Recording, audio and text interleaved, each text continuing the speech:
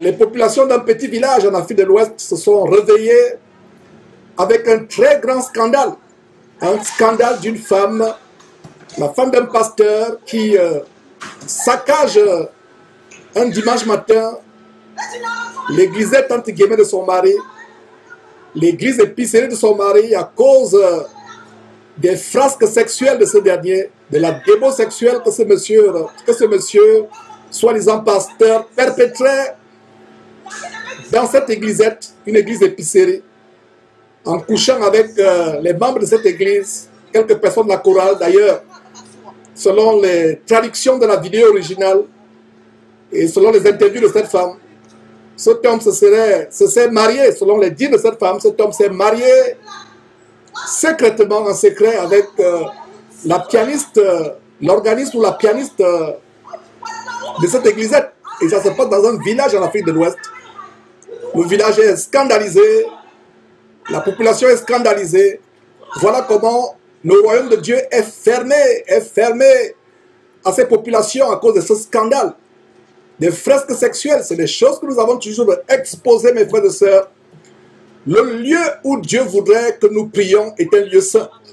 Et ce n'est pas dans un bâtiment fait de main d'homme. Ce n'est pas dans des bâtiments de pierre, de briques, de terre battues ou peu importe. Le Seigneur se réunit là où 2 ou 3 sont assemblés en son nom, priant dans la pureté, dans la sanctification, dans la simplicité, ayant le mal en horreur, ayant la haine du péché. Là où 2 ou 3 sont réunis, c'est là où le Seigneur est là. Le Seigneur nous demande de fuir ce genre d'endroit. Et voilà donc comment le nom de Dieu est décrié, est blasphémé parmi ces populations.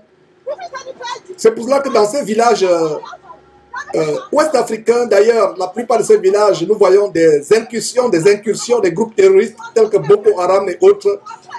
Les gens ne se convertissent plus en Christ parce qu'à cause de ces scandales, allez prêcher encore la parole de Dieu à ces personnes, elles ne vont pas venir. Voilà donc cette femme qui est en train de barricader l'église de son mari. Elle est furieuse. Et voilà comment non seulement le mari a commis une abomination, quelque chose de vraiment de terrible pour un prédicateur. Parce que quelqu'un qui prêche la parole de Dieu et qui est impliqué dans la démo sexuelle, dans les scandales sexuels, il se disqualifie lui-même de la prêche. Il y a quelqu'un qui m'a écrit quelques jours, me dit, il y a un des pasteurs de notre église qui a été dans un scandale sexuel. Est-ce qu'il n'est pas encore prêché? J'ai dit honnêtement, ce monsieur, s'il a la crainte de Dieu, doit se retirer, se mettre de côté. Il ne peut plus venir devant les gens, prêcher après avoir trompé sa femme. Donc voilà des scandales. Cette femme qui se déchaîne, qui crie aux abois. Non seulement son mari a péché, et elle aussi elle pêche, parce qu'elle ne peut pas se comporter de cette manière. Voilà comment son mari, à cause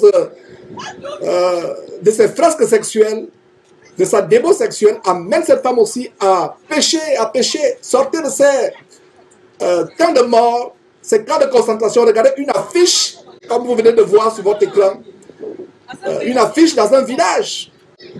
Pourquoi une affiche dans un village? Vous voyez que ces gens ne prêchent pas le Seigneur Jésus-Christ, c'est tout simplement leur publicité. Un panneau publicitaire dans un village, dans une petite bourgade ouest-africaine. C'est terrible, mes frères et sœurs. Nous sommes en train de dénoncer ces choses et la raison pour laquelle nous montrons ces choses, c'est pour vous dire que ces camps de mort, ces salles d'habitation de démons, vous voyez, c'est voilà un exemple quand je dis souvent que c'est des camps d'embarquement pour l'enfer. Et vous voyez comment cette femme a surgi, a fait éruption en plein culte. Elle a saccagé tout ce qu'il y avait à saccager. Et voilà des badauds qui se réunissent dans le village. Ça cause de l'émoi, ça cause de la stupéfaction. Et dans ces camps de mort, ces faux pasteurs vont vous imposer des mains remplies d'impudicité, des mains remplies de débauche sexuelle. C'est la raison pour laquelle la plupart d'entre vous avez des rêves sexuels, des rêves où vous voyez en train d'être abusé par des démons, succubes ou incubes, qu'on appelle généralement des maris de nuit ou femmes de nuit. Voilà les conséquences. La Bible dit, mes frères et sœurs, si quelqu'un ne sait pas conduire sa propre maison, Comment peut-il conduire le peuple de Dieu si quelqu'un ne peut pas tenir son corps en bride, tenir sa sexualité en bride, la dompter? Comment peut-il conduire l'église de Dieu? Donc voilà des scandales, mes frères et sœurs, que nous dénonçons, des véritables scandales. Nous devons décrier ces choses afin que le peuple de Dieu sache que Dieu n'est pas dans ces choses-là. Dieu n'est pas dans ces affaires. Sortez de ces camps de concentration. Ces faux pasteurs qui montent les églisettes à gauche à droite, ce ne sont pas des églises, parce que la vraie église, ce n'est pas un bâtiment. La vraie église, c'est là où 2 ou 3 sont réunis au nom de Jésus-Christ. C'est ça l'église. C'est ça l'église, ce n'est pas des briques, des tas de briques de ferraille. Voilà les églises mortes, mes frères et sœurs. Et ce qui me fait mal, ces villageois auraient pu entendre le vrai évangile. Si quelqu'un pouvait leur faire parvenir cette vidéo que je suis en train ce message pardon, que je suis en train de prêcher, à savoir que ce n'est pas ça le message que Jésus nous a amené à nous apporter. Voilà des hommes dans un village qui sont dirigés en enfer, il n'y a personne qui prêche. Où sont les prédicateurs qui vont dans des villages comme cela prêcher le vrai évangile? Allez prêcher encore la parole de Dieu aux parents de cette femme. Même cette femme, elle a perdu la foi. Cette femme n'aura plus jamais foi en qui que ce soit. Parce qu'elle a vu elle-même son propre mari commettre la fornication, l'adultère, la débauche. Et comme ça ne suffisait pas, comme si coucher avec toutes les filles de l'église ne suffisait pas, voilà comment il se marie secrètement avec la pianiste. Voilà ces églises où il y a des chorales. Les gens chantent les chorales. Voilà l'exemple de la débauche dans ces chorales. Aujourd'hui, on parle de chanteurs chrétiens, des musiciens chrétiens. Dieu n'y est pas. Dieu n'est absolument pas dans ces choses-là. La sanctification, voilà, des panneaux publicitaires. Dans un village, il y a un panneau publicitaire géant. Pourquoi? Pourquoi, mes frères et sœurs? Et cette femme, selon la vidéo originale que nous avons reçue, il y a quelqu'un qui a interviewé cette femme. Et ce témoignage vous coupe le souffle. Ce témoignage vous glace le sang. Les choses abominables que son mari faisait dans cette église, entre guillemets, qui n'est qu'une épicerie évangélique dans un village ouest-africain, ces gens auraient pu entendre la parole de Dieu, entendre l'évangile de Jésus-Christ, mais qu'est-ce qu'ils ont? Ils ont les scandales. Et aller prêcher encore la parole de Dieu à ces villageois, ils vont vous dire que votre Jésus-là, c'est du n'importe quoi. Votre Jésus-là, c'est la foutaise. Votre Jésus-là, heureusement que ce n'est pas le vrai Jésus. Mais ce qui me fait mal, voilà l'idée qu'on a des vrais prédicateurs. Donc sortez de ces choses. Toutes ces églises et tous ces pasteurs, voilà une femme qui a eu le courage de venir publiquement. Qu'en est-il des femmes de Castanou, des femmes de Masolo Chinassi, des femmes de Raoul Wafo et d'autres? Elles n'ont pas le courage, ou alors, c'est même pas le courage qui leur manque, avec les grandes tenues, les grandes toilettes, avec les Versace ou Versace, je ne sais pas comment vous appelez ça, avec les Louis Vuitton, avec les grandes toilettes, avec les grandes tenues. Elles ferment la bouche sur les frasques sexuelles, les dérèglements sexuels de leur mari. Elles n'ont pas, certaines n'ont pas le courage parce qu'elles sont menacées de mort.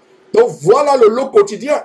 Quand vous voyez ces panneaux publicitaires où vous voyez des affiches, maman pasteur et papa pasteur ont les têtes collées sur l'affiche publicitaire, sur les panneaux publicitaires, vous pensez que les foyers sont des foyers joyeux. Ce ne sont pas des foyers joyeux. Voilà le scandale, voilà la réalité devant vous de comment ça se passe dans la maison de ces soi-disant pasteurs.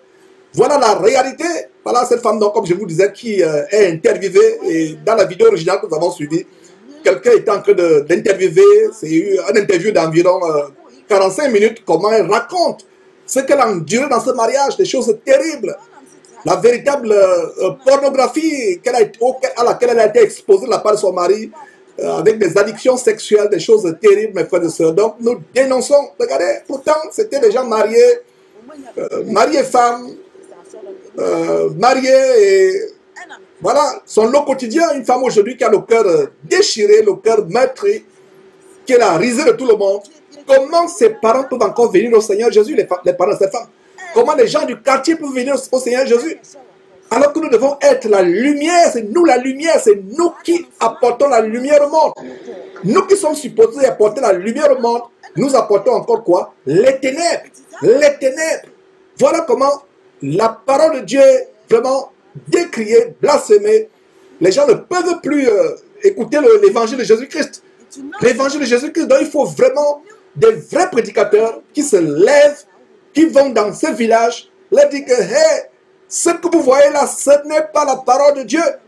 Je ne sais pas quelle est la portée de nos émissions de Jésus-Christ TV dans les villages africains. Peut-être la portée grande en Afrique francophone, mais qu'en est-il de l'Afrique anglophone? Qu'en est-il? Est-ce qu'il y a des trompettes qui prêchent le vrai évangile, qui atteignent les villages avec le vrai évangile pour montrer aux villageois? Et je rends grâce à Dieu qu'avec Jésus-Christ TV, face à tout en Afrique, les gens nous suivent depuis les villages. Il y a même une photo qu'on nous a envoyée, quelqu'un nous a envoyé une photo où il nous suivait avec un petit téléviseur portable qui marche avec les piles et les batteries et qui peut capter les chaînes par satellite. Un petit poste de radio-téléviseur qui marche avec des piles, des batteries. Ça nous a tellement touché cette image. Donc il faut que l'évangile arrive jusqu'aux extrémités de l'Afrique, jusqu'au recoin, non seulement de l'Afrique, à travers le monde, pour qu'on dise à ces gens, comme à ces villageois qui sont ahuris, stupéfaits, de voir un scandale. Donc voilà un homme qui pensait se cacher, et voilà sa propre femme qui le dénonce. Quand Jésus-Christ te dénonce, quand moi votre frère Georges te dénonce, vous dites, ah, on exagère, mais voilà la femme elle-même qui détruit, qui est en train de saccager, détruire l'épicerie de son mari. Mes frères, c'est terrible les choses que nous montrons.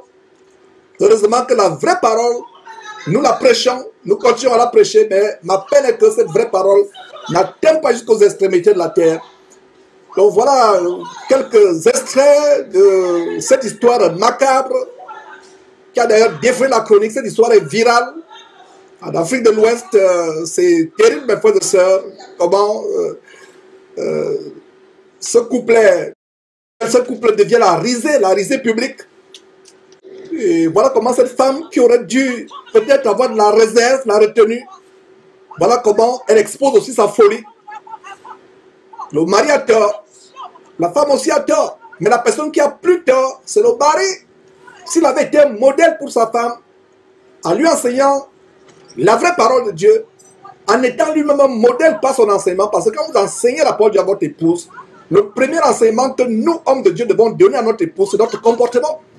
Je ne peux pas enseigner une chose à mon épouse conforte et ma vie et mon comportement reflètent une autre chose. Ça veut dire que je suis un hypocrite. Mon enseignement doit être parallèle avec mon comportement. Ce que je prêche publiquement doit refléter en privé dans ma famille, vis-à-vis de mes enfants, vis-à-vis de mon épouse. Voilà, ce que je prêche publiquement doit être parallèle avec ce que je vis en privé. Sinon, nous sommes des hypocrites. La Bible dit que le lit conjugal soit exempt de souillure. Dieu a en horreur l'impudicité. Dieu a en horreur la fornication. Que le lit conjugal soit exempt de souillure. Dieu jugera sévèrement les adultérants, les débauchés sexuels, les homosexuels, les sodomites. D'ailleurs, tous les autres pécheurs. Donc voilà, mes frères et sœurs, cette histoire terrible de cette femme qui saccage l'église de son mari. Nous ne cautionnons pas son comportement. Ce n'est pas comme ça qu'une femme chrétienne qui craint Dieu devrait se comporter. Elle aurait peut-être fait mieux de prier pour son mari en secret ou d'exposer la situation devant les anciens. Au cas où il y aurait même des anciens. Je doute qu'il y ait même des anciens dans cette église. Ça, c'est des gens qui se lèvent comme cela, qui fuient le chômage, qui fuient la pauvreté, qui louent un bâtiment quelque part dans un quartier, dans un bidonville ou dans une bourgade ou un village et s'improvisent de pasteur. Et voilà l'idée qu'on a de Jésus-Christ. Parler de Christ à un musulman, voilà ce que le musulman a de Christ. Voilà, parler de Christ à un bouddhiste, voilà l'idée que le bouddhiste a de Christ.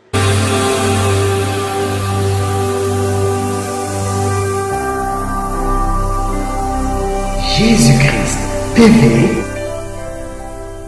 vous connaîtrez la vérité et la vérité vous affranchira.